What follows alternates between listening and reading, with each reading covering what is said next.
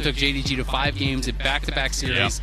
I think easily could have won either of those series. I agree. And they are, to me, a top 3 team. They're one of the favorites to win the whole thing. Second best LPL team. They might get third seed because of points. But again, I was saying this yesterday. People are widely regarding this as a team under JDG. And of course, as you mentioned, under Genji in that regard as well. But as we get into pick and ban, LNG here on the red side, I think there's a couple of things we need to highlight. Yesterday, Scouts Azir, massive, 11-0 and 7. A nutty performance. Tarzan on the Jarvan syncing up for the mid-jungle duo. Great engage option. There's a couple of priorities that I feel like Cloud9 have to do, and at least Gala off Azir seems to be one of them. Yeah, absolutely. The Taliyah going to get banned away as well. Blabber brought that out yesterday. Really did look good on it. Was way ahead of the pace of the game as far as his farming was concerned. Had some great team fights as well. And I'm just so interested to see how Cloud9 will look, because Blabber talked about it in his interview. They've talked about it publicly some. The fact that they are really more confident against these LPL teams based on scrims, because they were getting ran by the LCK teams, they were getting crushed by them, but they were doing pretty well against some of these LPL squads. So I think they're relatively happy with this matchup. But that being said, Scrimbucks did not really end up meaning anything yesterday, where LPL went 4-0. The LCK dropped 2 series when those were a lot of teams that people were telling you are just obliterating everyone in the scrims. Yeah, it's not to be misread again. Scrims deceiving us as always. As a quick note, the takeaway of the Kai'Sa from Gala, a nice little touch. Gala's best champion by far is his pentakill champion. Something we didn't get to see yesterday, but something that was the only option outside the Xayah. Lee Sin for Tarzan, though. When you think historically, Azal, you've been at Worlds many, many years. I mean, this guy, when he was on Griffin, this was his champion. Tarzan's Lee Sin is a classic for me too. Easily one of the best in the world on the champion. This guy is incredible. But to me, this is just screaming Poppy. Poppy's not banned. You have Alistar, Lee Sin, Poppy, Poppy, Poppy. I really think is the pick here. That you can go for a con for the engage, but Jungle Poppy to me is so strong right now. I even think Poppy top has some decent matchups. I do think it's more situational, but it can be a flex. I would be a little bit surprised if they don't go for the angle, especially because I think a lot of the other champions that LNG does like to play are going to be denied by Poppy as well. When I think of a lot of Zika's favorite champions, things like Jax and along those lines, that's something that can also be answered and denied by that Poppy. So you can also apply Plasma, of course, with the CC for that Kai'Sa. It helps to set up for that as well. But Sejuani is going to be the angle here. So instead, favoring more for that engage. And I think it's also going to be setting up for potential melee solo laners. We saw the Cassante flex towards mid for M&S yesterday.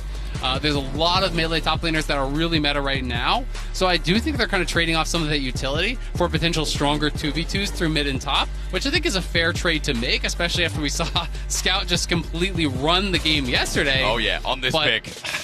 I do just think that this draft was just screaming Poppy out to me, man. I agree. I completely agree. And considering that now the option is, if you want to take it away from a top option here, as you said, Zika on Jax is a very real threat. Yeah. The other thing that scares me too is the fact that Scout will remain unchecked to slide and glide in Emperor's Divide. He's on his ear once again, and maybe LNG to pay respect. Maybe they take it away for themselves. Zika is flexible. The thing people don't know about this top laner of the LPL, he's like a combination of 369 and Bin. Bin plays carries and Cassante. 369 plays tanks. Zika can play them all. I think he's the most flexible top laner, or at least one in the world. And to me, this is one of the guys that I think is the most under the radar for international fans. He's not a big name compared to Bin and 369 and guys along those lines, but you will see throughout this tournament just how good Zika is. I do think he belongs up with those massive names, with the Shy, with all those guys that are coming from the LPL that may be more famous to the international audience. He is incredibly flexible. You said it. His Jax is amazing. His Cassante is great. He can play Sion. He can play Gwen. He can play really it all. And I think it makes it so difficult to prepare for someone like this, especially with the expectation that he's getting 5th pick counter pick on red side. How are you going to play around it? Oh, definitely not with a Poppy. C9 ban it away instead themselves, thinking that's going to come on red side 4 for LNG, while it is those very explosive mid lane champions for M&S in the Silas and the Yone. Yeah, absolutely. And I mean, it's interesting, right? Because that would mean they're expecting that Zika would be willing to play that Poppy top as a potential blind if he was going to go on 4. But they're going to ban out the Cassante. It almost feels like you're kind of asking for the Jax, which makes me wonder, what does Fudge have in store for that? Because to me, when I think of Zika, I don't know if you agree, but I think of Jax as his best champion. I do.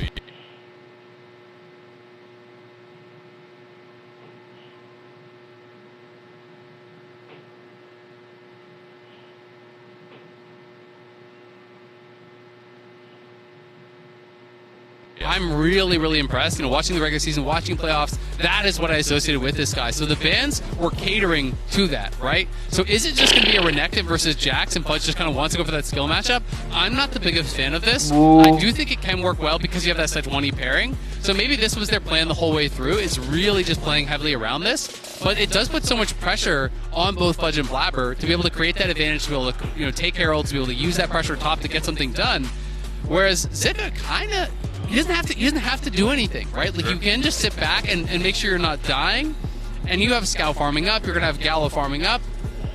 This would be really interesting. We did see some kind of more niche counters to these here popping up in LCS. Xerath was one of the most popular. Veigar is one that we had heard talk of, but we didn't see a lot of it. Syndra has been pretty popular, pretty prevalent throughout this, and I do think it fits the style of their composition better.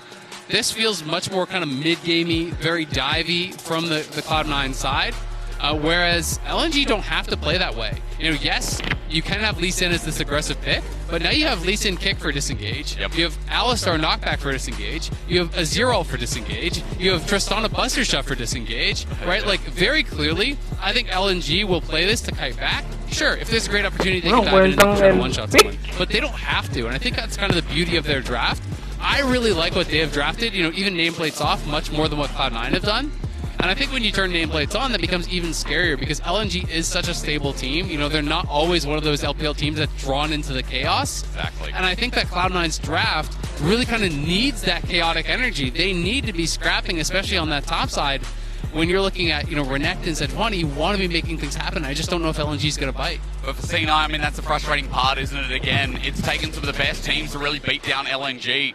JDG with their strong lanes, their great mid-game team fighting, and they're just best all-round team fighting in the world as well. That's what's beaten LNG in a Game 5 in the Grand Finals of the LPL. But for LNG specifically, it was yesterday against Fnatic that I want to highlight this matchup in the top side where Zika absorbed the pressure from Oscarina and Razork, and nothing came through. They were punished, they were slapped down, the game fell down from there as well.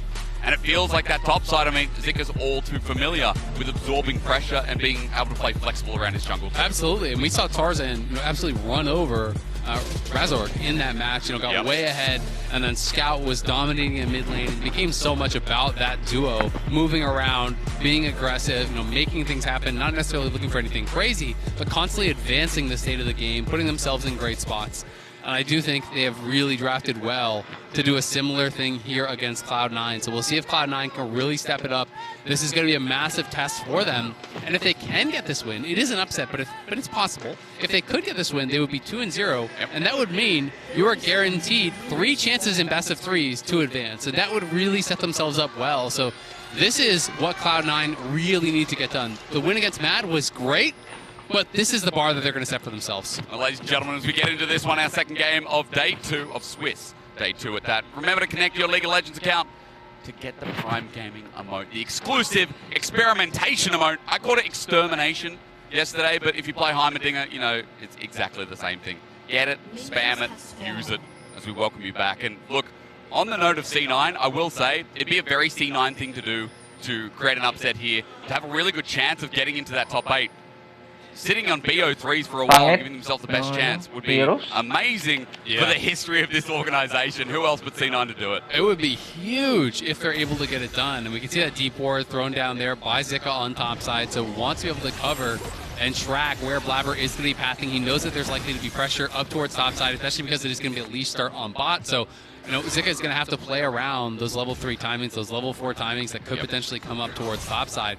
And we'll see what Fudge can get done. He missed his Q, so now Zika's just going to step forward and take this quick trade. As level 1 for Jax in this matchup, obviously, really strong for the Jax. And this is such a good Merc Treads game as well for LNG. There's so much CC over on the other side. I think we're going to see a lot of Merc Tread rushes. We have the cleanse on Gala, and obviously already talked about how much peel and disengage they have, which is all going to serve them, I think, incredibly well. It's going to be frustrating. It's along the narrative lines of LNG. They're a frustrating team to verse. Yeah.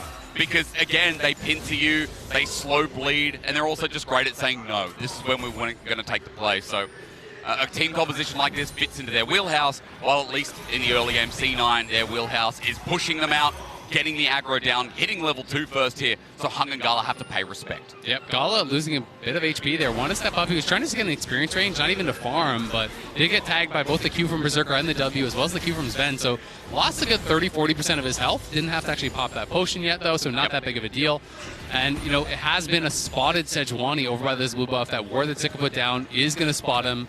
Zika has the full shove, so he's just going to bounce the wave, and he's just going to take an early reset, so deny any possibility of that gank timer. Yep. I really do love it in these kind of matchups. If you can get that early push, as you sometimes can as this Jax, it just avoids his level 3 timing where you're going to be vulnerable. Plus extra stats, Ruby Crystal picked up as well, so it's going to help with some of the trades that Pudge is going to try and burst. Yeah, again, for Zika as well, with that great timing, might actually sync up for Tarzan to pull some lane presence here on the Lee Sin. We're talking about this in draft. Tarzan's Lee Sin, really like no other. He's got many highlights in the LPL already since he joined in, and especially syncing up with Scout like he did yesterday. There's such huge damage potential, especially at that level 6. It can be an absolute bounce house, right? You know, you get swept back by the Azir, kicked even further back by the Lee Sin. There are a lot of potential combos here that they can go for, but Blabber has stayed around on this top side, and Zika has walked back to lane. He did hold on to his TP. That's critical. Scout of the week, here's Sven with the roam. Hang on, Scout caught out. Ignite, they're hitting the strong point of LNG. Straight off the bat, that's a summoner down. Scout's going to have to base TP back in. Really good roam from Sven. This is a guy who has gotten so much criticism for his engaged supports, but has grinded nonstop throughout his entire career, both as an AD and a support. He's always been a grinder, works hard nonstop, and really has been putting in that work to get up to par for the international level on these engaged supports, and makes a good early roam here, having an impact on that early matchup. That's step number 1. Priority here for M&S. I mean, look at the CS lead already building up. The Scout has had to teleport back to lane. Hitting the strong point of LNG. I love the strat so early on from Cloud9 when you said they had to be a bit brawly, a little bit bruisery here and get into the thick of the weeds. I think that's the perfect start for Cloud9 to open up this game. Absolutely. And I think for a lot of people, if you're not someone who watches LCS all the time, I think people still have this kind of opinion, this thought of Blabber, that he's this hyper-aggressive guy and that he's kind of coin-flippy and he does this sort of style. But really, Blabber is much more farm-oriented. He's a guy that, to me, just exemplifies efficiency in the jungle more than anyone else in our league. He's all about, you know, finding these gank timings, but prioritizing farm and not spending a lot of time to do it. And when you talk to pros that play against him, they always have this feeling that Blabber is there, even though he is the most heavy farming jungler in our league, which really speaks to the fact that when he is there, it's at the right time. It's when he really needs to be. And it kind of gets in people's head to the point where they don't feel that they can play the game they want to, because it feels like he's always going to be there if you go aggressive. Which is so funny in this game, because I feel like you could say the same thing about Tarzan. Like, Tarzan prioritizes farm, he farms efficiently, but yeah, you always feel like he's there. A lot of the time he is, because he loves hanging around Scout. The proximity between the two always high, but just hilarious to see as we pause to digress and chill out a little bit on the Cloud9 opening start. Now, I will also say Hung is still in lane for the time being. That's also a little bit rare, as people don't know. What is happening? On likes to sync up with Shun over on BOG all the time, abandons Elk. Hung's not as aggressive, but that dude is rarely in lane too. He is just kind of a bit of a madman. This is a guy who likes to go for the really spicy plays, the really aggressive plays. You know, he's not afraid to really put his life on the line to make a play happen for the team. And I think that's one of the things that really stands out about him to me, and that really makes him fun to watch. And LNG is just kind of so well-rounded, you know, not even just through, you know, player skill, but also through player play style, right? You know, Scout is kind of really stable. You talk about the stability of Tarzan. You know, Hong is kind of this guy that's kind of that spark plug that is going to make crazy things happen for them. And it always feels like so much of the action is around mid lane, is around top lane, and it's often Gala that's just kind of quietly farming up, may not be involved in the game, and then you realize, oh god, like Gala has 400 CS, and how do we win this team fight now, guys? But it's good. I mean, in this matchup as well, I keep drawing parallels. And another one I'll draw is Berserker, right? I feel like Berserker, this reliable AD carry. I can't remember the game as well, but it's a Siffer game I remember, at least in playoffs or at least in recent memory. Berserker, this reliable AD carry, just farming up, gets to the point where he's fighting and he's huge. Hell, even yesterday as well, on the Zyra it was, he was the reliable AD carry for C9 that really took over Mad. It really is. It's one of the things that he's very well known for. It's interesting because damage percent-wise, he really doesn't have like a huge percentage of the team's damage because they have a lot of players that, do like to play that carry style, that do like to play aggressive, and often it is more that farming role that Berserker plays for. But in the LCS, he has this reputation. It was really funny. We had a lot of players come on and cast with us, and one of the games we had Huhi come on, obviously from Golden Guardians, to cast with us, and he was talking about, I was asking him, what is it that's difficult about playing against Cloud9's bot lane? What is it that makes them so frustrating to play against? And he said, well, the problem is, if you ever start a team fight around Berserker, he's going to get a random triple kill, and then you lose the game. And then not 30 seconds later, a team fight broke out, he gets a triple kill, and you're like, oh! So it is kind of that thing that he's known for, is really success in the team fights. His Ven and Berserker are less known as a dominant lane. Yeah. Just a quick update for everyone out there. We have had FPS drops on C9's side. Officials are investigating, excuse me. So while we get that sorted out, we are in a pause. But to run through again, we've been waiting for this one just simply because, not just because we're waiting for the 1-0s to start, but naturally because, LNG yesterday were looking pretty clean, bar one play. I think C9 versus Mad was one of the cleanest games we had yesterday. Yeah. Mad had this inability to be proactive, but I think it was showing to C9, kind of running the map and running over them, that Mad didn't really have many options. And, when people talk about, the team didn't do anything and they just lost, it's often not because they didn't try to do anything, but it's because everything they look for, their opponents are going to be able to answer, right? And it often feels like that when our teams play against the best LCK and LPL teams. It's like, well, why didn't they do anything? Sure. Well, everything you looked for, they were ready for, and they answered, right? So it's always, one part inactivity, one part, reactivity from the other team. And I think, Cloud9 deserves credit for that. And a lot of the other teams that looked really solid yesterday, LNG included, definitely deserve credit for that as well, for being able to answer. So we got the ready checks. Seems to be good in game now, and we will move forward. A pretty big CS lead opening up in bot lane, but the wave is pushing into Gala, so we'll see how much this he can pick up. Likely nearly all of it knowing Gala, as he is a CS monster.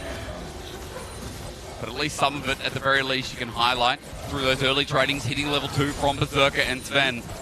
They were able to lock down a bit of an advantage in this lane. We also remember that through mid, if you are just checking back in with us, it's Scout, lost both summoners. One to return back after the heavy trade, one for the flash that was burnt by Sven's early roam to only trade the ignite from him. So C9 with a small early advantage. Let's see if they can punish some of those summoners as we start getting towards the level 6s. And even the Tarzan start on Dragon Ball. Blabber has decided to do the core JJ for this game at least. This time he's on a ward. Yeah, is spotted out, waiting for the top side scuttle. He's just been cycling his camps. He wants to push heavily towards 6 and play towards this top side. Fudge is 6. And Blabber is up here. Zika needs to play safe because he knows Blabber's in the area, and they're getting Dragon for free on bot side, so we'll see. Blabber spotted again. But is that trade too big? With Dominus maybe not the way pushing in, but it's thinned out. Zika still playing dangerously. And Sven is also going to be spotted on this control ward, but Dragon, as early as you'd like on a Lee Sin, taken by Tarzan. Yeah, nicely done there. And Fudge now, because he took that bad trade, unfortunately Blabber had to stay around and actually cover him on the push-in. Yep. Because he did get chunked down so low. If he left, there's always the potential that he does get all in. But LNG really winning out on these last couple of plays. They take the Dragon, they push in, they get a plate on bot side. A nice trade from Zika, plus the wards on Blabber dissuade any sort of action on top side. And we'll see, though, can Blabber now make something happen? There's a slight window before Scout has his flashback, where Blabber is now 6. But he would have to rush straight towards mid, and Scout is just based and got Merc Tread, so he's playing around that timing. Yeah. By the time he's in danger, the Flash is going to be back, and he's going to be sitting pretty. Teleport almost up there as well, so any punish that comes through, Scout should be fine. They left this Azir pick open. And I'm going to be questioning throughout this game, ladies and gentlemen, whether it's a mistake or not. It was yesterday, the 11-0 and 7. You heard me say before. It was on the Jace matchup as well. It was a little bit different, but again, it's one of Scout's best champions historically. Yeah, it's so hard though, man, when you're playing against a player like Scout. He's got 18 of them. Yeah, almost anything he gets looks good. It's like, oh, he got that Azir, I don't know. Oh, we got a Cinder, we got that Orion, I'm not sure. It's just everything you give them seems like a bad thing to give them. Yeah, it's hard to win, honestly. Yeah, turns out he's just good at the game. At the very least, look, Evanescence on something that has a bit more priority in lane. We're just still waiting to see how it gets punished up as LNG playing deep and nitty-gritty in this bottom lane. Hung and Tarzan already syncing up. It might still be in the bottom side, but starting to move together while Gala slowly pushes this way. And you can see Blabber is heading out towards bot because he knows he needs to cover this crashing wave here. Will they look for an engage is the question, as Tarzan trying to pick up a lot of this. Blabber's heading there, but not going to be here in time for any sort of a fight to break out, but that's another play going over to Gala because Cloud9 can't step up to the wave, or they have Alistar and Lee Sin behind them, and it's probably a pretty easy kill to actually execute. So just slight advantages being eked out there by LNG. You know, was a little bit of an edge. They're going to go for Syndra. And the glide, and see you later. The kick back with the Sonic Wave doesn't connect. It slows down the play, but Scout with his range again.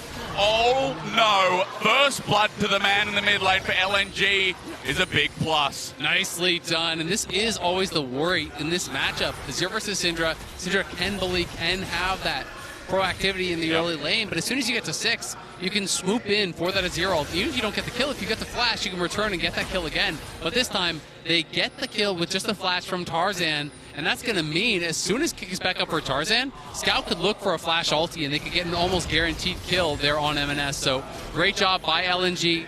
Now going to be able to get a plate here in mid lane as well, and they're opening up a slight lead for the first time in this game. Yeah, 10 CS, that kill as well for Scout. We'll see what it nets with the start of a Nash's Tooth there in his inventory, but this is how the game against Fnatic started. With Scout getting a lead, it doesn't stop at 1, it goes to 2, 3 very quickly. Yeah. And so C9 need to keep a cap on that lid. And while LNG aren't the craziest team, one of the things that they do so well is punish mistakes, punish missing cooldowns from their opponents. And, exactly. You know, I think that's something they did incredibly well against Fnatic, as you're saying. And now, if I'm MNS, I am really sweating for this next couple of minutes when you're playing with no flash against an Azir that has flash, has ulti. And Scout just sets it up really, really well. Tarzan coming in, no hesitation. He tries to get the scatter. The scatter not able to keep him safe. The Q misses from Tarzan, but honestly, it didn't matter. No one was going to get there in time. He was always going to die. And at the end of the day, the kill going over to Scout is just that much better. They're the best mid-jungle duo of the LPL as once again, Tarzan into action onto Fudge. While spotting him out, dropping a ward as he makes his exit. Should be close to an item for Tarzan as well here. After his participation through the mid lane. Gore Drinker now picked up. And he's the first one of LNG to do so, as Flav the same too. And it has just been a nice start for LNG, despite what we saw mid with the flash burned out from Scout before. Yeah, I mean, Zika is just playing this lane out so well. They've known that there was going to be pressure up towards topside. You know, that is the problem with going with such an obvious draft like Cloud9 has. Yep. So they just constantly kept wards up towards that top side. You know, Zika put the level 1 ward over by the blue buff. Then they had, I believe, a ward from Tarzan that was placed over in Pixel that spotted him out. They have the defensive wards in Tribush that's going to spot him out. They just always kept eyes on it, and Sven getting kind of disrespectful here. Has to be a bit careful. Flash available. Tarzan doesn't get the Sonic Wave this time either, as the quickness gets the movement speed for Sven to escape. Almost caught out, almost a kill for Gala, but at least negating that fact. Yeah, so Zika's just been able to kind of wax on, wax off, stay alive. And exactly. He's chilling, right? Like, this is a matchup that you're going to be feeling better and better about. The Fudge looking to get aggressive. He has the Mythic completed. Doesn't want Zika to base, but not going to be able to stop him. He may earn himself a plate with that denial of the base right there, but Zika is deciding to stay around. And it's going to have to be Sven running out towards bot as, again, Berserker's getting zoned off. You know, he is still slightly up in CS, but he's going to be zoned off another wave as Sven was forced to use his ulti and retreat on mid lane. Trying to turn into a dive. Dominus is there. 1 versus 2. Zika is going to pop the ulti. The Counter-Strike now run out. He's out of mana as well. Permafrost laid with the own ulti. Well done by C9, but the problem is the bottom side. Has LNG failed the dive? They get turret plating out of it, but C9 getting topside is some relief. Yeah, that is really good that they're able to execute on this kill because they're going to get the full tower. That is a big deal to get that kill. Berserker barely survives on bot side. LNG has been pressuring heavily through bot. MNS did get down there to cover, which is good, but it does mean he's going to be losing farm. Scout pushes in, takes another plate, so more and more plates have been going the way of LNG, but it's a slight lead for Cloud9, and they're looking really very even with LNG through 13 minutes, so credit to them. This is a very, very competitive game. I mean, again, C9, we talked about coming in. This is a historic organization that does so well under pressure. As we look at topside as this 1v2, they wait for Zika's cooldowns. Yep, exactly. They force out the Counter-Strike with him going in, and then wait for that Permafrost passive to be stacked up. That means no way to miss the ulti from Sejuani. That's guaranteed, so they get the kill. Then here on bot side, MNS on the roam, He's really kind of the hero of this one. You can see them going in for this dive, but the Kai'Sa ulti plus the double shielding there from Sven creates the space, and with M&S arriving, LNG knew, okay, we got to back it up, or this could become a disaster really fast. And with the health going on to LNG as well, means the turret dive, or at least the turret push, can't be traded, so it is first turret blood, as you well highlighted, Azale, that goes to C9, moves to almost a 1k gold lead, but taking care of the other part of the map state, which is objectives, LNG have moved us to an Infernal Soul. They're on their third dragon coming up, if they can at least take it. So the objective game is being played down towards that bottom side. Absolutely. And now it's going to be about, can you actually transition this advantage that you've created for Fudge around the map? Can you use that to take more objectives? Can you use that to go and contest this next dragon and stop that? Because that is going to be the issue here now for Cloud9. If they have Fudge in a position where he could potentially succeed, but again, he's going to have to deal with so much disengage. And I think that is one of the most difficult parts about this whole composition for Cloud9 is that, you know, when you have these kind of binary champions that just have to go in and try to get in on these carries, where you have Rocket Jump, you have the Shreem and Shuffle, you have the ability to actually create so much space with the Buster Shot and all these different cooldowns, it's going to be tough for Fudge to get in there. So everyone from Cloud9 is going to have to be on the same point. You can't kind of go in, you know, one at a time. It's got to be everyone going in at once. Rakan goes in, Sejuani ult lands, Fudge is landing, you know, the ult and the scatter from M&S, everything kind of has to hit at the same time, or it's going to be so easy for LNG to peel and cut it out. At least thanks to that MasterCard lane economy snapshot, we can see that Fudge is going to have the gold to play with, 1,500 over Zika, by the way, if you missed that. Gold Drinker with the Kindle Gem already picked up, but I like the analysis of the composition. You talked a lot about it in draft as well. We've mentioned comfort quite a lot for LNG, but again, the fact that everyone's got to disengage, everyone's got a jump button at least as well. Let's see another one in action. Flush away from Zen. Great timing. He's good on the fingers today, but will mean they lose out on the mid turret with that burnt down. Yeah, and honestly, this is just such a win for LNG. Cloud9 go to take Herald. Herald gives you the opportunity to get a tower, right? And while you're getting that, they take the mid tower, they take the bot tower, they get the flash off Sven. It's just such a bigger win for LNG. You can really see they're very adept at how they play the map. I think they're going to feel so confident as this game gets later and later and later with the Azir and Tristana, you know, two of the safest hyper carries in the game. Oh, yeah. So it is going to be difficult for Cloud9, and LNG, again, are just refusing to fight where Cloud9 is strong, right? I think Cloud9 was really hoping, hey, come and fight us at the Herald. You know, hey, come over here, we're going to scrap. But they're not willing to do it. They're just going to say, no, you can take that, we're going to go 4 mid, we'll send 1 bot, we'll take global objectives, we'll take gold off the map, and we'll wait till we're ready. They're just chilling. I mean, again, the wave clear massive, and Gala just doing what Gala does every single game, which is farm up, push waves out, back off, get another item, and he's close to getting his second. As we do a bit of a check-in there as well. Just a quick note. Gala up 10 CS, but almost up 2 items because of all the plating he got in the bottom side. Another quite achieving game where Berserker wasn't able to get that same luxury on the enemy turret himself. Yeah, exactly. I mean, I think that Berserker and Sven honestly played really well in the 2v2, but LNG played heavily around bot. Tarzan did a great job getting down there. We constantly saw Tarzan and Hong, you know, just threatening the dive, right? You know, wrapping around behind, and always it felt like when we panned down, you're seeing Berserker walk back, walk away from the turret, give up plates, give up farm. That was the position that he was in, and LNG just orchestrated that so well. They're saying, sure, you can put pressure on top side, but you're not going to get a lot of kills on Zika, and we're just going to guarantee farm, we're going to guarantee advantages on our carries, we're going to play around mid, we're going to play around bot, stack objectives, and then when we're ready to fight, you're going to be forced to come 5v5 because you're going to have to worry about the soul. And that's why for LNG, I use that classic word, macro. Great macro team, best one in the LPL to a degree. Start comparing them and JDG as Hung looks for an engage, because Dragon's coming up in 40 seconds, and again, there's the setup. We talk more about it. Look at the vision line as well. Scouts in again. He tries to get Sven scared. Yeah, I think that was maybe one of those things where he's hoping that he's going to panic ult and try to, like, you know, use some sort of cooldown and retreat and say, oh god, I'm about to get swept in. But he obviously wants to hold on to it. He wants to have that ultimate for this fight. C9 are ready, though. Here's the TPs. Scout ulti's out of a panic. He flashes away. He's over. This is good for C9 because here comes Chocolate Fudge right into the mix as Zika starts spinning, but he flashes as well. LNG are panicking, and C9 have them on the road. That was such a fast double TP from Fudge and M&S. They get 3 flashes from the top side. They're going to give it up completely. They realize, you know, that went way too bad. We will get smoked if we actually fight this. But again, let's play the map. I'm going to TP the top side. You double TP down to Dragon. Guess what? I'm going to take your tier 1 for free. You get the Dragon, but it is going to be C9 taking that, dropping Herald on bot side. So they want to try to see if they can push for 2, try to get a second charge, but Tarzan lying in wait.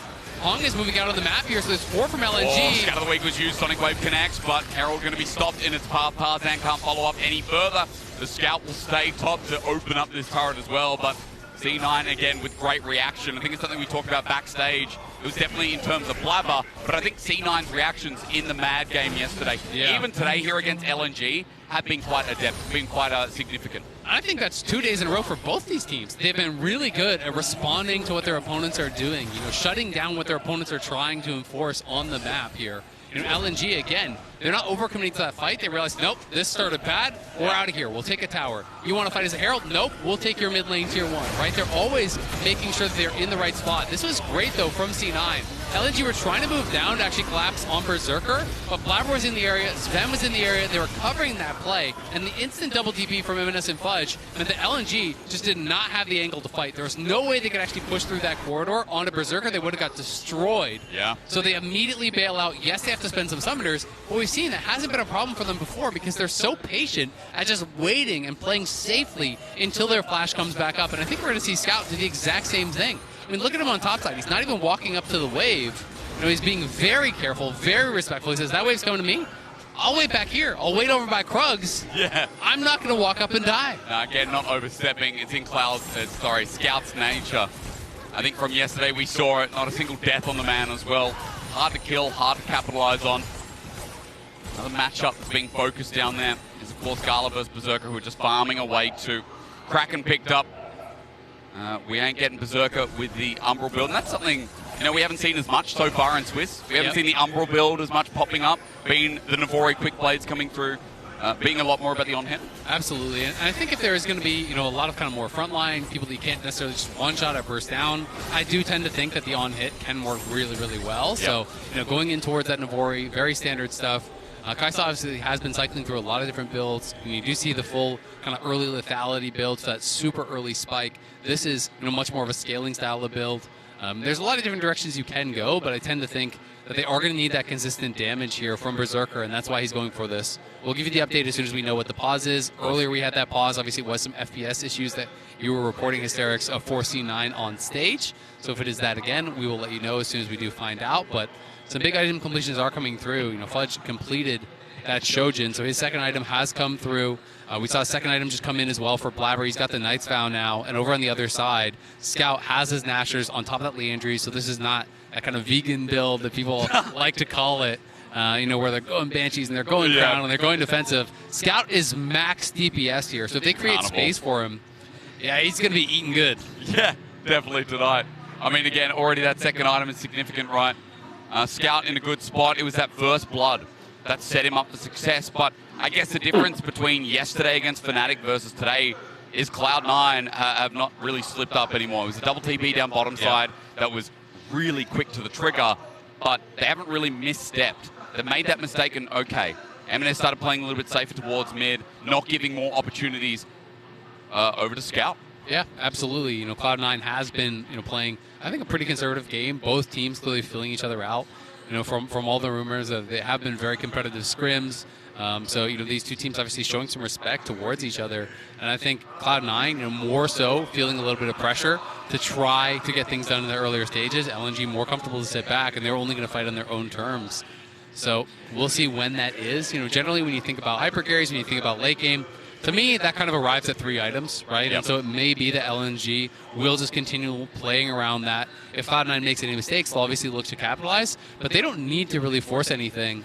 And Cloud9 has also bought themselves some time by taking this third Dragon because they're not really feeling pressured for a Soul coming up. So it's honestly a very, very even game. Again, if I could choose which team to be playing at this point in the game, I would rather have LNG's champions. Of course. But I don't think it's cut and dry, 100-0 type. Outscale, no. No, I don't think you just win for free or anything like that. It's going to be down to the execution, and Cloud9 are going to have their opportunities. And I think with, again, engage options of their own right, we've already seen Blabber's been really on point in trying to match Tarzan here in this game, or at least setting up Fudge, I should say, which is more specific. Sven, that gank mid, was really proactive against a team like LNG that does, as you were saying, want to sit back a bit. I think, again, so many options for C9. It is great to talk about here. And ultimately, you know, Fudge, just quickly on this note, not in a bad spot either. Matching CS against Zika is a big deal. 2 items as well. There's also something we should note, that this Renekton is going to be quite powerful running into the next fight. So tournament officials are now reporting Sven was having some issues with his peripherals, some keyboard issues. So they're trying to get that all solved out. We could see on screen one of the referees was talking to Sven.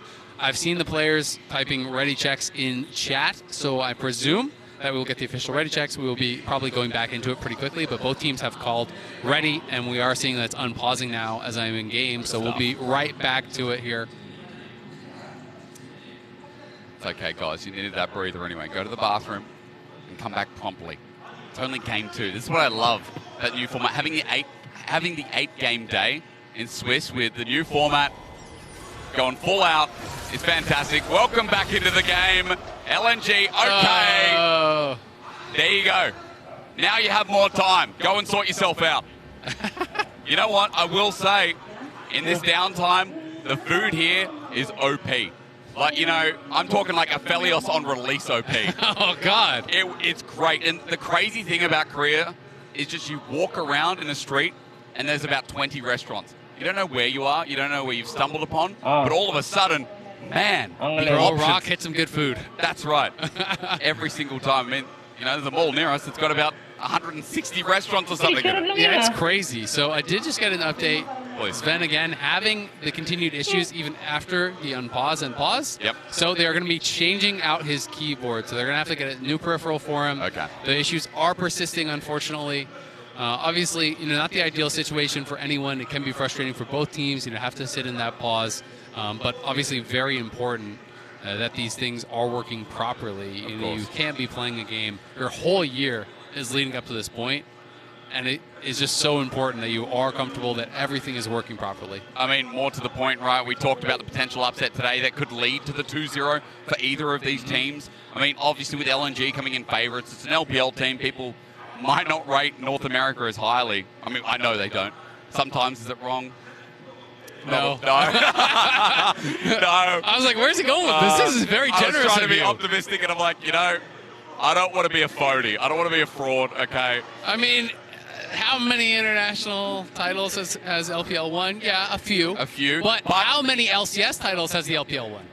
None. There you go. That's huge. Yeah. And also, Cloud9 has won a lot. I'll always remember MSI, Team Liquid, semi-finals versus IG. Yeah, that was heartbreaking for me, but man. And then that was the end of the tournament. And then everyone Nothing else happened after that. Well, that's right. I mean, they won, right? Yeah. They won. They beat the world champions IG, and then Team Liquid rode off into the sunset, and everyone clapped for them. That's right. It was amazing. That's what happened at the end of that tournament. I just remember everyone on the desk, I think at that time, was like, oh, I think Team Liquid have a real chance. And then, was it G2?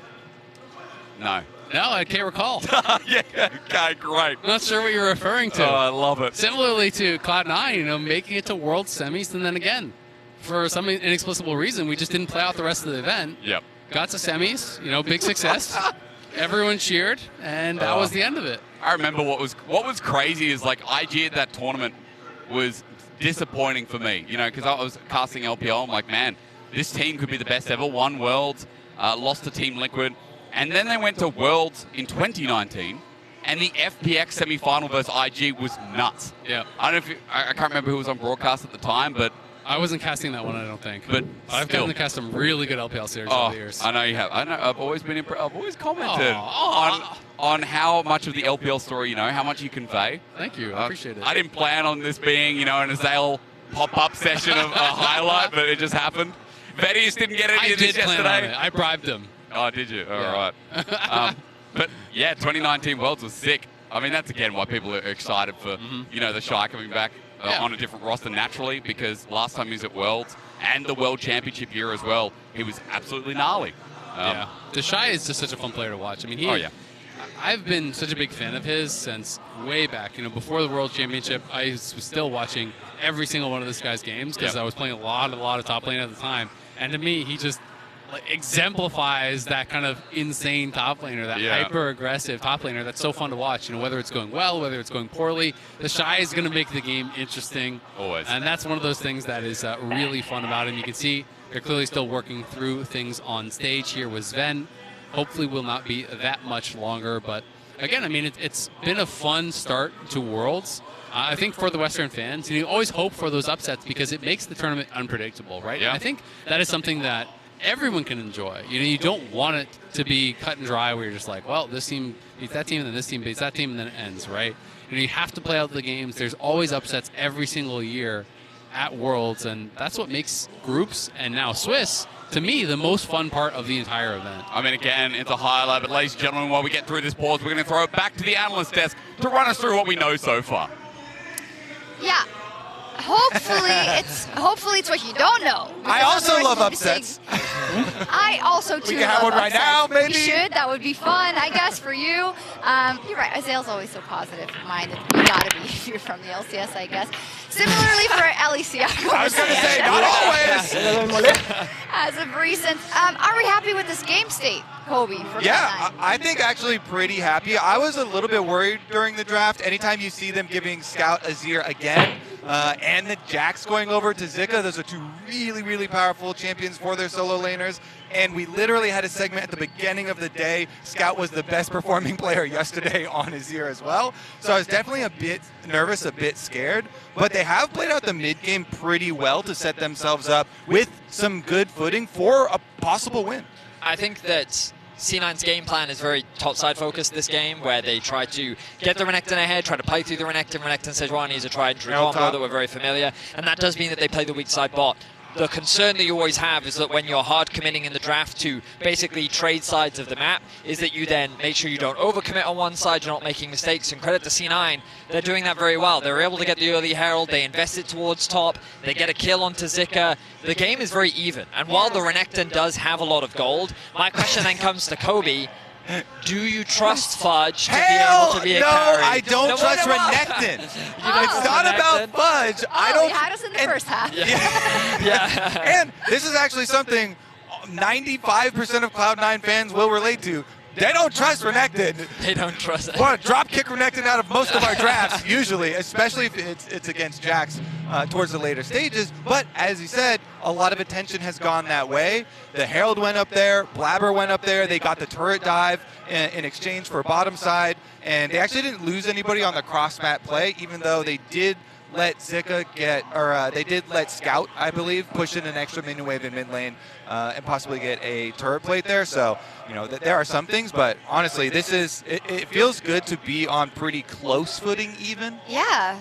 I would say it's the best case scenario. Okay, being 10,000 gold ahead, that would be nice too. But my question, of course, is the lens of an Azir that is scaling and a Tristana that is scaling. Yesterday, just the Azir that we saw, you said it already, giving over that Azir would not be my preference. It still happened, and now you have this game state where I think LNG are feeling quite in their element. Well, I mean, LNG are a slow team. Historics always talks about that, like, when you cast them, you kind of get a bit of a weird, I don't know what the word is, but it's so different to what he's used to casting, because they are just a slower team. So I don't think they're out of comfort, and as you rightly said, they are comfortably scaling. They're a heavy investment towards bot side. Range is the big thing that they have going at their kind of with their composition is built around. Azir and Tristana is always a very terrifying front-to-back composition to have to play through, and this is where players like Fudge are going to need to be able to find flanks. Sven is going to have to play around Vision to be able to get onto that back line. That dive that this composition does have a lot of is going to be very difficult to execute, but if they find it, then it's going to work out well. I would say, by the way, for now, too, this stage in the game, Sven has been playing quite well on the Rakan. The pincer from him and Blabber to burn 3 flashes off of Zika, Tarzan, and Scout, and then get the Dragon for themselves. We haven't seen yet the ramifications of all those flashes being blown, but that is a possible opening for them. Obviously, I'm very high on Copium right now. Copium. No, I mean, I wouldn't even... It's Hopium right now. No, Maybe it'll be Copium later. No, is it called Cobium? I thought my own brand, yeah. I think it's fair to say that C9's macro has been fantastic. Like, I was one of those people that looking against the Mad game, I'm like, okay, you look better because Mad is heavily underperforming. Oh, sorry. It's like Cap's dad. Oh. Fan favorite. Yeah, fan favorite, of course. I felt like C9 looks better because Mad is underperforming. But now in a matchup against LNG, they're clearly proving that, no, that macro was not just a fluke. It wasn't just Mad underperforming. The macro's at a high level right now, and maybe you get uncomfortable when I start to sing the praises of C9. Let's all do it. Right now. That's amazing.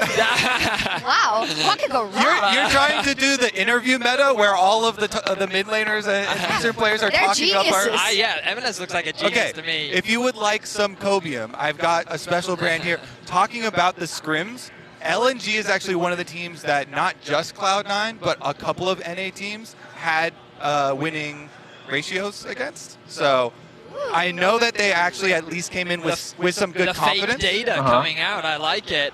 You like some scrim data? Okay, the tournament officials are assessing how this pause affects the game state currently. Okay. Oh, I don't Not know. going to read That into sounds it. very ominous, We're but not going to read into it. We're just going to say what we're told. But the current TLDR and the current situation is both teams are very even. Yeah. A lot of the gold is sitting on Fudge, whereas for LNG, a lot of it is sitting on... Funnily enough, Scout, I thought that Gala... I mean, I don't remember the exact gold advantage, but I do know that Scout was quite far ahead just because they keep sending him off to catch those towers and those waves in the side lane.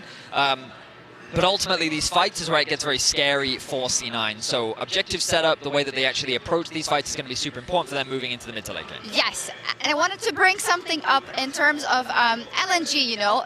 We say it often, I'm just going to say it again because I think it's great. LPL, most gruesome region to qualify for Worlds, out of. The playoffs, the gauntlet is, I think, is like the biggest eliminator in all of esports in LPL, and specifically LNG, they lost Game 5 of the finals. The next morning, in the same stadium, they had to qualify to Worlds. They did in the end because they're here to face EDG. And the key here is also, you know, in playing JDG and all those teams, you're team fighting all the time. You have to be on point. You have to take the 1% plays all the time. That is why I am getting a bit nervous. I don't want to be a glass half full kind of girly. A lot of us came into this matchup nervous, yeah. So welcome. Okay, good. Welcome. And also, I don't have a horse in this race, but, you know, yeah, I want to see a good game. LNG are certainly favored here. I think one angle for Cloud9 is I'm hoping that we do get to see some big Kaisa plays from Berserker. Berserker is a huge star on Cloud9. He has basically the tournament favorite champion for AD carry right now in Kaisa. So many, you know, possible plays to be made here. And with Sven and Blabber currently playing quite well on the setup champions of Rakan and Sejuani, there's definitely a world, you know, where we make some picks, we make some plays. There are no flashes on the top side of LNG. You don't need to, like, I love the way that you're just like, Vedius, I'm really trying to convince you here, and I'm just like, I agree. I think that the game state right now is very, like, it could go either way, is the way I see it. Like, yeah, the longer the game goes, there's a world where LNG can definitely make it harder, but we'll have to see. Yes, I do have an update for you. The tournament officials have determined that the instance of the pause took place at a game-critical moment, and they're performing a chrono break to a dead ball state. So we have a little bit of time. I wonder where that is. Yeah. Same. I don't know if we can get the moment before the pause, perhaps, or I don't know if production wants to do that, but it's nice. I wonder if it was during the top and bottom trade plays, where they had opposite side jungle dives for the top side. Cloud9, they had Berserker live. Meanwhile, they got the kill on top side, Rift Herald on top side. That's where they got the first tower and got that extra gold. That is also, though, where Scout got his extra minion wave in mid lane. I honestly don't remember the point at which it paused. I remember the game state, and overall I was like pretty happy for both sides, but I have no idea. We do have an interview in the bank yesterday. Lord talked to Tarzan, so maybe we can throw that out because that'll be good context for today as well.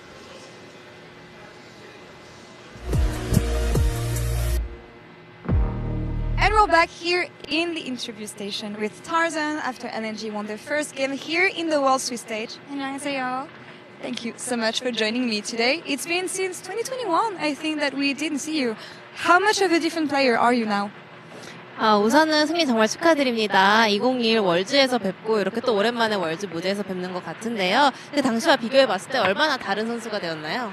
일단은 21년도보다 조금 더 성장한 것 같고 멘탈적으로나 조금 게임 보는 입장이나 그래서 조금 더 성장하지 않았나 싶습니다. I want to say I grew a lot in terms of the game knowledge and also in terms of the mentality. So I've become a lot stronger in both aspects. So I want to say I've become a lot more mature. That's amazing to hear, and you're the only remaining member of this iteration of LNG back then. You guys picked up Gala also for summer. Tell me more about LNG for the people who haven't been following the LPL this year. What can we expect from you guys at Worlds?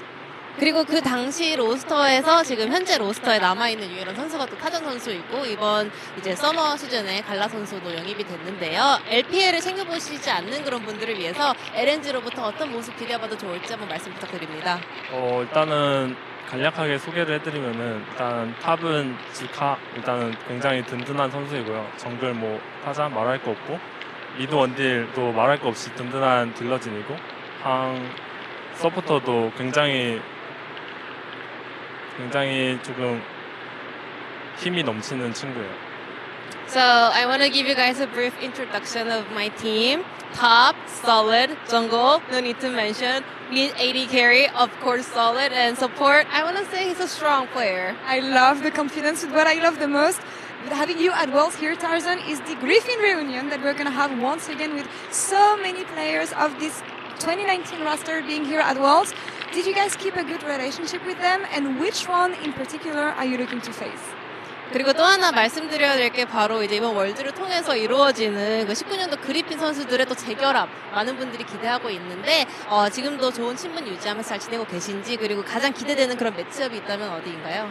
일단은 전에 그리핀 선수들 만나면은 경기에서 만나면 되게 재미있을 것 같고 최대한 높은 데서 만났으면 좋겠고 그리고 어제 시간이 잠깐 돼가지고 이제 리엔즈 선수랑 초비 선수랑 같이 밥 한번 먹었어요. Yeah, it would be really fun to have a matchup up against my former teammates from Griffin, and I wish it happens later in the stage. And yesterday I had some free time, so I had dinner with Chovy and Lehans. Oh, the reunion. Indeed, thank you so much, Tarzan. 축하드립니다. 인터뷰 감사합니다. Jason, thank you as well. And you guys, back to you. Thank you, Laura from the past. Amazing. Dinner, eh? At least they didn't go swimming. Because in Europe, that leads to things. That's code, yeah. That's code. Maybe this is code. Who knows? Who knows? I don't think so. We're hoping to get back into the game pretty quickly. Of course, I think we should be close, even though I have a music video behind us. Hey, get out of that once we get back into the game. Don't worry about it. I think we've exhausted kind of our... Well, I'm hoping that we get an actual look at where the game is going back to. They said they're working on getting it now. Getting the exact point. So that's really interesting. Okay, so this is what led to it. And it seems very dead ball right now. So I'm assuming we'll just go back to whatever this is. Blabber just cleared a ward. Whatever this is. Great. So, I mean, Baron's alive. Yeah. Excuse me. Okay. Come on, give us some insight. Coach. The ball is dead. That's what the... Okay. Okay. Oh, yeah. So we'll just go back to before they jump on Blabber, I guess. Yeah. Blabber's pretty dead, right? I mean, it's only Lee Sin and Alistar there. Both solo laners in their side lanes. I'm kidding. We're not gonna pontificate about that. But you know what? The ball is looking pretty dead to me. Yeah. That looks like a... That says Wadi does not go down fast. I've seen many alive balls in my time, and I can tell you right now that is not one of them. I think it would be in our best interest if we move on from this terminology. Where's Medic? I mean, do we need a doctor over here? Can we pronounce this one alive or dead? I don't know. I'm hoping we get back just realized what we've been saying. Yeah, I know. But I'll let you guys go for a while. Any case, as I said, I think we've exhausted kind of our predictions because we know what the champions are, we know how they scale and what they do. All we can do is believe in C9, and maybe we can parlay this into a bigger, do we believe generally in C9? Are they emerging as kind of your NA frontrunner? Emerging over the last 2 days, 8 years, I think, of international play of North America, so for sure. Yeah. For Cloud9, we've come to become reliant on this team a lot of times. And I will say that, once again, since they did actually have a lot of good scrim ratios versus LPL teams, they actually came in with a lot of confidence. And confidence, you're going to need that in these mid and late game team fight scenarios, which is where the game is won. Especially versus LNG. I have skepticism around North America's ability to make good fights happen.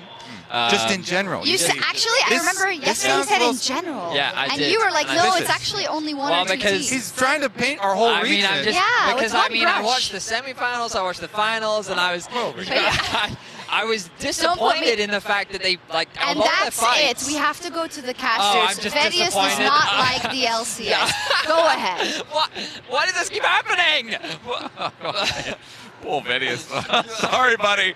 Welcome back to the cast. Now, ladies and gentlemen, if you're just tuning in, league officials have Chrono Break back to 2035. Oh, they're on the Baron. And we are back in. Thank you for your patience. C9 come back from the Chrono Break and hit the Baron. Zick has no TP and they saw him bot. They're starting with engaged. action. Scout with a 3-man and he's dead. Oh! C9 come back and all of a sudden, game goes bang. Hog is knocked in the pit. He's flashing out. Well, the Baron held on for now. LNG down a member, down their crucial member, and stuck in a 4v5 with Zika coming towards mid. Oh, this is crazy. As Zika is moving up, they're going to try to go for it, but Tarzan, they got to get out. They got to Flashes finish. in onto LNG. The kick away, disengages with Baron still going down. LNG will lose out, and Cloud9 have the objective for North America. Cloud9 decisive out of the pause there. Woo! That was madness. You know, we had to go back a couple seconds because from that dead ball state, there was a potential of a fight breaking out, but Cloud9 say, yeah, we're going to make a fight break out. You want to go to dead ball, we're going to make it happen. They engage over the wall onto Scout. The CC chain was great. Berserker in with the killer instinct. And then we're back here. Great blast going there from Blabber. Knocks Hong into the pit, and he has to flash straight out. So it's only up to Tarzan. And Fudge says, no way are we going to 50-50 this. With it being such an important game, Tarzan wraps around, but they get the ward over the wall. They flash in on him. He kicks to disengage, but Sven is there. They're keeping him out. He just can't get in. That was beautifully done by Cloud9, start to finish. The engage on Scout, the peel to deny Tarzan. That was perfect, and that explodes the game all of a sudden from what had felt like dead even, back and forth the whole time. We get action, and we get a clear advantage, and now Cloud9 potentially can move towards this next dragon as well. They can try to clear some turrets off the map. They can try to grab this second dragon. Let's see what they can get done. After waiting so long, I feel like I'm going to need one of these Red Bull Baron power play. 1,500 for C9 to kick us off. And ladies and gentlemen, what a power move coming back into the game to experience that. Now, with an almost 2k gold lead, Sale is eluding 30 seconds till the dragon. Let's take stock of the game that we've come back into all of a sudden with 2 item AD carries, 2 item mid laners crucially. Scout with the TP to come in as they try and pick off Tarzan. He Sonic waves in, looking for the kickback. Only finds Blabber, but not going too far until Scout boops him further. Flash away from Blabber as LNG try to converge around the turret. Blabber down the summoner, but a couple of big ultis now used for LNG before Drake. Yeah, this is problematic though for Blabber because the dragon is spawning and he can't actually base. He has no time to do so. So we'll see. Can Cloud9 still get in there? He does have that Baron recall. Will they try to actually buy time? He's going to try to take the red and use that to heal up. They want to get that, but Gala is just starting the dragon. They're just trying to try force right now. Out of the week, out of range. They're trying to get them into the pit. Blabber not going to be eluded in. LNG will move to Soul Point. Well, C9 with their Baron are going to open up mid. Yeah, C9, really getting punished pretty heavily there. They wanted to go for this little chip play on Tarzan, but the amount of displacement in this team is massive. What is Hong doing? Hung, he's just jumping in. He just killed himself. Bursted out. Hung, okay, brother. How badly did he want to die as C9 get one off the back end? A 6th member of Cloud9 goes in and gives him a freebie, apparently. That was bizarre. Maybe there was some sort of a miscommunication between him and the rest of the team, but that looked weird. As they're trying to dive, Scout flashes away. Hang on, C9 to unleash. Gala free hitting for the time being, but not too much damage. Just the flashing from Tarzan, the kick. Zika gets the Oh my god! C9 running up the turret in control, but LNG can never be discounted. From a deficit, they fire again and again. They take everyone down. Berserker gets out, but it's in the 4v5. They find the angle coming from both sides. Tarzan from one side with a beautiful kick. The alley-oop for Zika. And he gets so much here, devastating for Cloud9. They're pushing in, they're trying to look for these aggressive plays. Again, I'm just not sure what that was. He gives over the freebie, but it ends up not even mattering. You can see Fudge on the bottom of the screen was pushing them away. Blabber and Sven trying to look for this dive, but then watch Tarzan and Zika coming from both sides. Flash kick, the scatter was there in time, but it just didn't matter as the flash in from Zika, 3-man counter strike. That's the Jax you know and love from the LPL. The rookie top laner, underestimated, but so deserving of praise. His Jax needs to be banned away, and for many reasons, they've left it open as Berserker, also looking at part of the replay, got absolutely blasted with the shutdown going over to Gala. That's brutal, and he loses both summoners out for that as well. And now that means Cloud9, you know, they got the Baron. It amounted to nothing at all. They didn't get the Dragon with the Baron. They're now up against Soul, and Berserker just died and lost both summoners, so he won't have those summoners for this pivotal fight, for what could potentially be the fight that decides the game. You know, in a matter of minutes, this game has just gone back and forth so incredibly quickly. It went into the favor of Cloud9. They get the Baron, you think, okay, from here, you take the second Dragon, you clear some powers off the map, you create a big advantage, you stave off Soul, you're in a great spot. But all of a sudden, LNG get Dragon. They win the fight around mid. Berserker dies and loses sums, and now you're thinking, Cloud9, you're probably in a terrible spot for this next fight. Scout threatening again, but that Baron power play by the end, it had to have been towards the negative mark. It's got to be negative, for sure. And the fact that it's now 3 Dragons for LNG, the fact that Blabber, you know, him and Sven were kind of looking for this pokey play onto Tarzan, you know, previous to that, and he ended up having to flash out. He gets pushed out, so he couldn't challenge the Dragon. They lose the team fight in that 5v4. It's just beautiful flank from Tarzan and Zika at the same time, perfectly executed on that. You can never underestimate this team. LNG is just so good in these decisive moments. And now you're looking at the item completions. It's 3 items in for Gala. He's got the BT. That Zonia's is now coming for Scout. MNS is so far from his 3rd item. Berserker is closing in on his. But you're going to have to take this soul fight, or the game could be over. And at the same time, you know, Baron's going to be up before that. There's possibilities of trying to trade Baron for that Dragon. You know, Cloud9, they have to fight it. LNG doesn't care. They could give up a Dragon if they can get a Baron from it or get something else from it, where Cloud9 has no options. They basically are forced to. So they may actually try to preempt this by just starting up Baron again. I think they want to get the TP off Zika. I think there's potential for them to just start this on spawn and try to force the Jax to respond. And again, for LNG, as they walk towards it, trying to get that TP, but might lose the base in the process. Zika is unrelenting. 2-item Jax as well, by the way, so turret damage is going to be massive. Minions going to shred. And LNG have just grasped back the river somehow with 4 members. Yep. Fudge had the base to answer, so Cloud9 were confident to actually take that 4v4. You know, Gall is pushing up mid. They get the tier 2 on bot. Cloud9 starting to really feel the heat here. The Baron is now live. LNG reclaims some vision around it. They are in their comfort zone now. They don't need to do anything except just wait for this Infernal, make sure that they have the setup for that Infernal. For Cloud9, there's a lot of pressure on them now. They know that Sven is in this area, and if he oversteps, could be in danger. Wonder if they can do anything with the information that hung backed away. Looks like the timing's just not there, but Ward over the wall to spot them out as Sonic Wave connects, but again, just trying to threaten out C9. So many big purchases have now come through. Zonia's done for Zika. Zonia's done for Scout. You can see now the 3rd item done for Blabber as well. He grabs the Abyssal. We have a 3rd item in for Fudge there with the Black Lever, so everyone's seeming to finish up those 3rd items. We'll see. Berserker has no time to go back, so he just bought a stopwatch, and so did MS. Here comes the TP. They're going to look for the deep flank. It's a big one as well. Could be game-changing from Fudge. The factor there, but he needs to get in because Carla's jumping in on the sidelines. Berserker running through. The king of 80 carries in North America. Might take one down in China. Fudge helps out. Big shutdown. LNG lose a man, but trade one. Is now Fudge targeted and Tarzan to finish the kill. Zika flashes, and the rookie from the LB. Oh no! Should not be given Jax ever again. Scout on the Azir follows that same train of thought.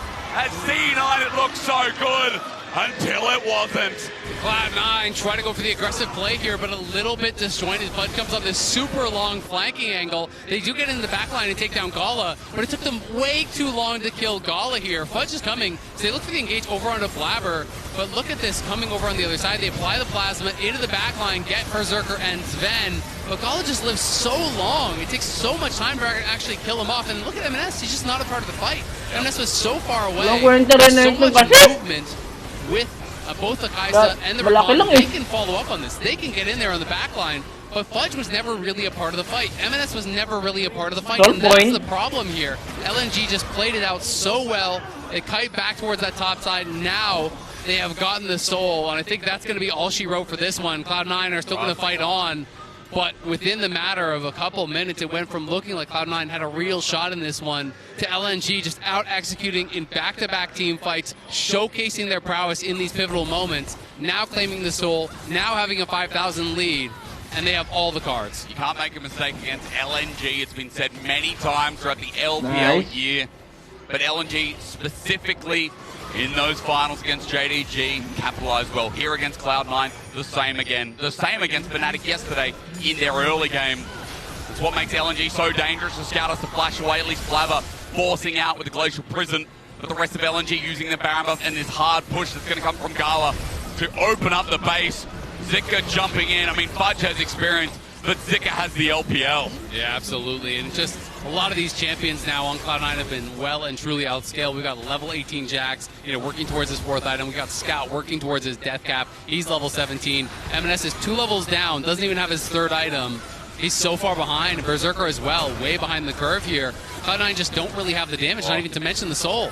They're trying so hard to kill Zika. He just thinking about jumping back in. Makes it so hard again as he ends up doing exactly that. Yeah, they just can't hurt him. I mean, you basically need Berserker there to kill anyone at this point. And then what do you lose because of it? Exactly, you lose everything. Well, Infernal Soul to boot as well. He jumps up at Berserker. That might be the last mistake you make here in this game. LNG moments away from being the first team to 2-0 here in the Swiss stage. To be on match point, as it were, to go to the best of 3s. Zika has teleport. He faces away, trying to engage onto LNG. And Sven had a great early game, but no longer onto Gala. Berserker at least trying his heart out as he buys some time. Tarzan with no Sonic Wave, but Scout still finds him on the back end. While C9 to pick apart the pieces, eventually get Zika. But what is the cost? What is the charge? LNG still here strong as into the base. They're not stopping. They don't care. Ulti whiff. Scout dodges away. Splava running for his life. It's a long haul here as Cloud9 look to keep them from thwarting their chances to move to safety. C9 getting bopped away though by Scout Azir, who gets 7 kills this time around. 18 kills in total in 2 days. Our MVP of the split continues to perform, and LNG move to match point. LNG coming out on top, 2-0. They'll move into the best of 3s. As you said, they could be one of those first teams to advance from the Swiss stage. A really competitive back and forth game here. Cloud9 really looked good for a lot of it. Really did push LNG. Taking that early Baron from there, things were looking good, but I'm sure they really wish